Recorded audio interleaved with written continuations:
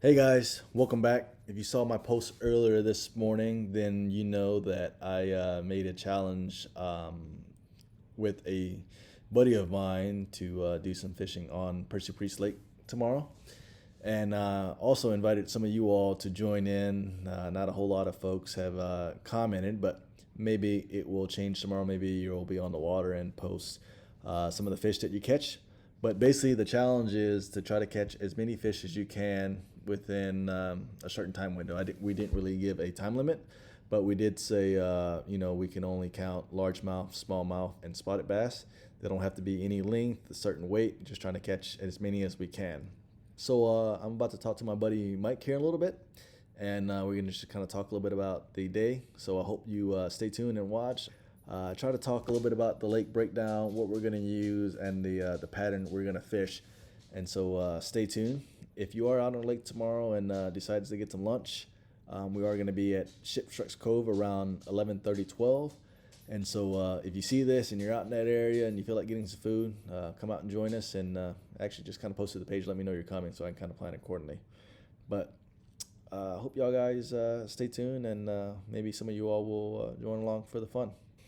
All right, so Mike, I took you out fishing Percy Priest last week. You had such a good time. You want to come back out and take advantage of this nice weather? Tomorrow, for sure. Absolutely. Time to take advantage of the fall weather. Yeah, I know we've been watching a lot of YouTube videos and all these people talking about the fall transition, how it's supposed to be easy. I know last week we caught them on some bottom bait. You think that's a similar pattern? Well, yes and no. Yeah. I typically have, well, right now I've got 14 rods in the rod locker and on the deck of my boat. And out of the 14, I'll probably last week I grabbed for six.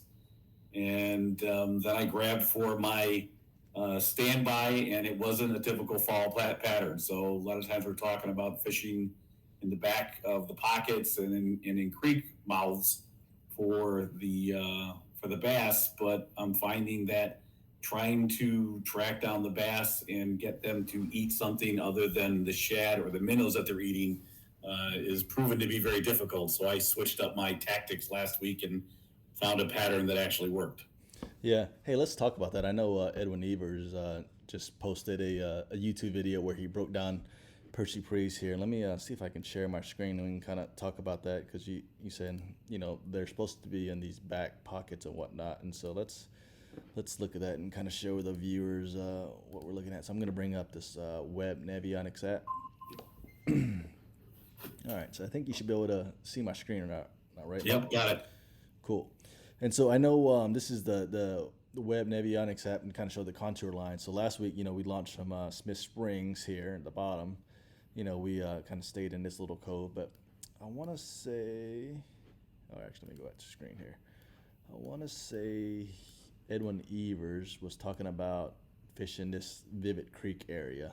I think you see that, right, Mike, where it says right Yep. here, maybe Bird Island. So I think he was Yep. talking about like fishing these in this little cove and whatnot. And I think the pattern we found last week, we had some creek channels kind of running into these guys. And I see some creek channels around here. Might not show up all that well on your screen. I'll try to zoom up here or whatnot. But, in that video, he talked a little bit about, these creek channels. I think you can use Google Earth to kind of draw down the lake. Let me kind of zoom out here. Yeah, which was really interesting to be able to draw down the lake and see what it looks like in winter pool versus full pool. Yeah. See, this is that Bird Islands that he was talking about. You can see there's a bunch of contour changes. Yeah, that was the island that he said you need to do your job Yeah. and find the fish on the island, and I agree with that absolutely. I want to say he talked a little bit about, maybe I'm scrolling down here. And here's that nice little point that it's probably closer to like a secondary point, right? When you call that secondary point, because it's it's still kind of in the creek. But I want to say that this was a little area. He was talking about how it looks like there's a steep drop off there, and so I think that's the area that Edwin Evers was talking about. And so it's going to be interesting tomorrow if we see anyone up in this area. I know talked a little bit about it on the Percy Priest page. I know a few guys probably caught on to that, but I'm going to stop sharing. I'm going to go back to Google Earth here to see, or actually just regular Google, just because I feel like it's a little bit easier to follow along. But Let's see, present now, a tab, Google Maps. I feel like this Google Maps a little bit easier to see, but yeah, so Smith Springs down here. Again, I think Edwin Evers was talking about this area. So I don't think I'm going to stay out of that pocket and just try to find something else that's similar. And so I know we got like a little challenge tomorrow, and so it'd be interesting to see which pocket you go into, or if you stay out, in the main lake. I know you haven't fished Percy Priest much, but you can tell there's tons of little pockets here and there around Hamilton Creek. This is the Elm Hill area that we had lunch at yesterday, so I think we'll try to meet there, or last week we'll try to meet there for lunch again. But yeah, here's that dam that we saw from a distance, but you can see there's a couple little creek arms or whatnot, and so yeah, I think lots of opportunity, and I want to say, I call this the northern end of the lake. This is the big Hobson Pike Bridge. I don't know if you'll come in this way tomorrow or not, but this you can kind of get to I think I'll probably put in up closer to the dam, so I'm reasonably close to that marina, or I may even put in at that marina if there's a public launch there. Like I said, I've only fished this lake twice, once with you last week and then once last fall with my other buddy, Joe. So, and then we've got the whole lake, and quite frankly, with the reduction in boat traffic that we saw last week, I think we'll pretty much have the whole lake to you and I and maybe a handful of other hardy bass fishermen tomorrow. Yeah, I think the weather is supposed to be it's supposed to be good. It's supposed to be cold a little bit in the morning, but I think it's supposed to warm up pretty quick, 10, 11 o'clock, which I think you're going to get there a little bit later. But yeah. There's this Vivid Creek boat ramp. I've launched from here, and it's pretty nice. And then there's Cook's. I've launched from here also. So I don't know, maybe you can kind of check it out and see which one. Well, if we're going to be over to the Elm point Hill. out that marina again, right there. Yeah. So that's Elm Hill. Is that what it is? Yeah, I'm just not sure if it's a public launch area. Yeah, I'll look around. I know there's one over in that area. I looked on Google Earth last night as I was kind of scoping out what pattern I might want to look at for Saturday. So I was kind of looking at different areas. So I know there's another launch in that area. If there's not a public one there, I'll put in someplace close, and we'll go out for a little challenge. And we'll be interesting to see if we have other people join us from Facebook. Just a little friendly competition out on Percy Priest tomorrow. Yeah, so I made a post earlier this morning, and I saw maybe one or two guys kind of chime in, but they didn't really commit to it. And so I'm going to try to edit this video of ours, post it tonight, and see if I can motivate a few folks. I think there's a tournament going out tomorrow. I'm not sure how big it will be, but, what we're trying to do is basically just have a little fun tournament, and there's no like length requirement, no weight requirement. We're just going for sheer numbers of bass. So you'll count the dinks that you catch, right? Huh? Yeah. I mean, that's from just fishing with you all the time, and so hopefully I can, remove those dinks and replace them with a little bit bigger fish. We're not fishing for bait, right? We're fishing for bass. Yeah, largemouth, smallmouth, or spotted bass, which I don't think there's a whole lot of spotted bass on Percy Priest. And so I feel like you have a normal go-to technique. I don't know if you want to talk a little bit about that, but I'm going to try a little bit of I'm mainly going to fish bottom baits. I'm going to try to get fish jig and whatnot, try to get those bigger bites. Well, my pattern will be, I'm going to start with what the conventional wisdom is for bass fishing in the fall. So I will probably be throwing a jerk bait to start with. Yeah. And then probably an underspin swim bait, and maybe a square bill crankbait. So at least those three. Yeah. I have others tied on my arsenal in my boat, but my guess will be to look for numbers. It'll be the old man pattern. Yeah, the old trusty.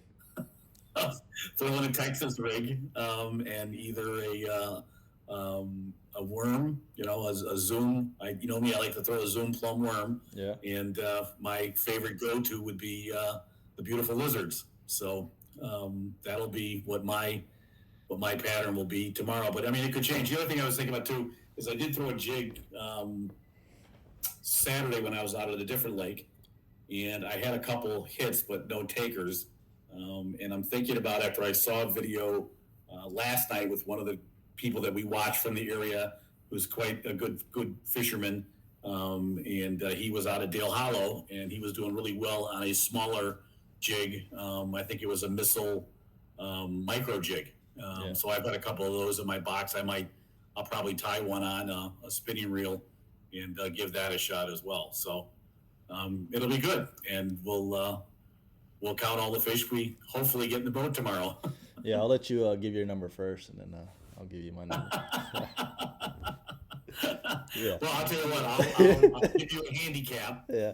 And I'm already giving you a handicap because you're going to go out earlier than I am tomorrow. Yeah. So you're going to be on the water a couple hours before I am, before we meet for lunch, and then we head out. So you might already know a pattern even before we head out. So you might feed me a fish story, a fisherman's tale, Yeah. and say, dude, they're hitting on spinnerbaits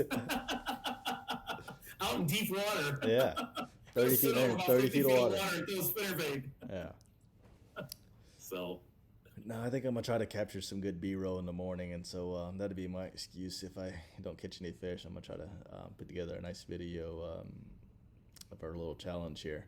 But you were talking about that guy fishing on Dale Hollow. I think it's like Tyler Reed or Tyler's angling or Reed angling, right? I think Reed Angler, yeah. Yeah, and I'm wondering that guy. Watching his videos, he's a younger guy who just loves to smallmouth bass fish, and quite frankly, he keeps me entertained, and he keeps me wanting to go to Dale Hollow and get into some of those huge smallmouth. And unfortunately, you and I were out there last summer, and we didn't fare too well. You caught one really nice largemouth, and I got skunked. Yeah. And that was pretty much it for the whole day. But it was the dead of summer; it was hot. So it's always good to pick up tips from other bass anglers. So I'm always open-minded, and I don't mind sharing what some of my techniques are as well. So it's all fun. It's all a good time, and we all share a passion, and we grow in our abilities to fish. So I'm a northern boy, and I fish a lot of northern lakes, and now I'm a Tennessee transplant. I call Tennessee my home, and I thank God every day that I live in Tennessee now versus the Great White North, and learning some of these techniques down here in south of the Mason-Dixon line is a good thing. Yeah, it's a little warmer down here probably than Chicago these days, right? Well, all my friends are complaining right now in the Chicago area. All my fishing buddies are all complaining about how miserable the weather is, and I keep telling them to saddle up and head on down to Tennessee. The fishing's just getting good here. So yeah, you can take you can show some of those few dinks that you catch tomorrow and get them motivated. You know what I'm going to do? I told you earlier today that I broke out my GoPro. Yeah. And I started toying with it. So I charged both batteries, and I actually ordered a GoPro kit, accessory kit. So you may see some video that I can send over to you versus GoPro. So we'll see if I can figure it out. Us old guys, us in technology, we're lost.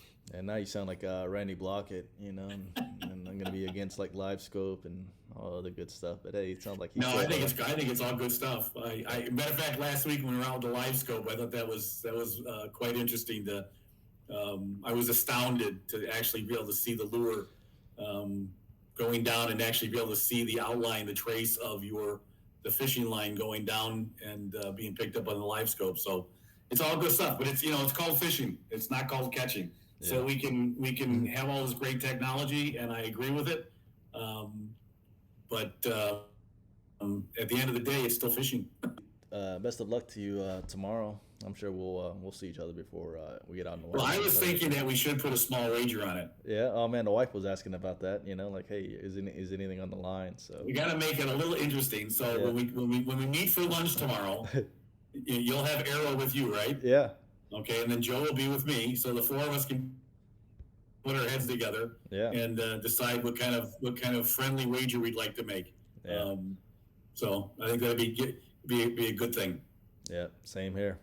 All right, so again, I'm gonna put this video up on Percy Priest page tonight. We'll see what kind of views we get. See if we can get anybody else to chime in, and maybe they'll chime in during our tournament tomorrow. But appreciate you jumping on and doing this little video with me here, Mike. Let me see. All right, here. buddy. Hang on. I'll see you tomorrow morning. That's what we got going on. If if you're interested to see how we fish and who won, it's going to be Mike, myself, and my brother Arrow. You're going to be if you want to see who wins in the tournament, let me know in the comment or like or do something on the Facebook page or on the YouTube channel to let me know that you're watching and follow along, so that I can kind of provide a summary of our fishing trip. So that's all I got for tonight. I gotta get my stuff ready for tomorrow. Hopefully it won't be too cold in the morning. I will talk to you all later. See ya. Bye.